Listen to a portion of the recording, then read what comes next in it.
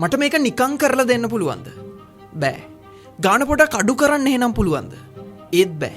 තමන් කිසියම් දෙයකට දක්ෂ නම්, තමන් කිසියම් දෙයකට ප්‍රවීණයෙක් නම් කිසිම තැනකදී කිසිම දෙයක් නිකං කරන්න අවශ්‍ය වෙන්නේ නැහැ.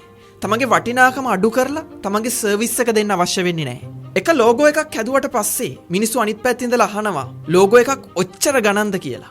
හැබැයි ලෝගෝ එක හදන්න ඒ මිනිස්සයා කොච්චර කාලයක් පුහුණු වුණාද?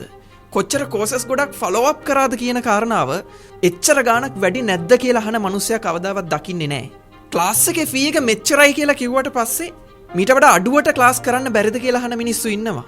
හැබැයි මේ විෂය ඉගෙන ගන්න කොච්චර මුදලක් වියදම් කරාද? නිදි වර්ජිත රාත්‍රීන් කීයක් පහු කරාද කියලා. ගාන අඩු කරන්න කියලා ඉල්ලීම් කරන රික්වෙස්ට් කරන කවුරුවත් හරියාකාරව දැකලා නැහැ. සමහර දේවල් කරන්න වැය වෙන්නේ තප්පර ගාණක් වෙන්න පුළුවන්. සමහර වෙලාවට මගේ සේවය ලබා දෙන්න වැය වෙන්නේ මිනිත්තු කිහිපයක්, පැය කිහිපයක් වෙන්න පුළුවන්. හැබැයි වැදගත්ම දේ මම අය කළ යුතුව තියෙන්නේ මම පුහුණුව ලබාගත්ත වසර ගානට මිසක් මම සේවය ලබා දෙන පැය ගානට නෙවෙයි. සමහර දේවල් හරිම ලේසියිනේ කියලා ඔබෙන් සර්විස් එක ගන්න කෙනෙක්ට ප්‍රශ්නයක් තියෙන්න පුළුවන්. හැබැයි ඔබ මිලක් අය කළ යුතුව තියෙන්නේ ඔබේ ප්‍රවීණත්වයට විනා ඔබේ අගය අවම කරන්න හදන, ඔබේ අගය හැල්ලු කරන්න හදන අයව තෘප්තිමත් කරන්න නෙවෙයි.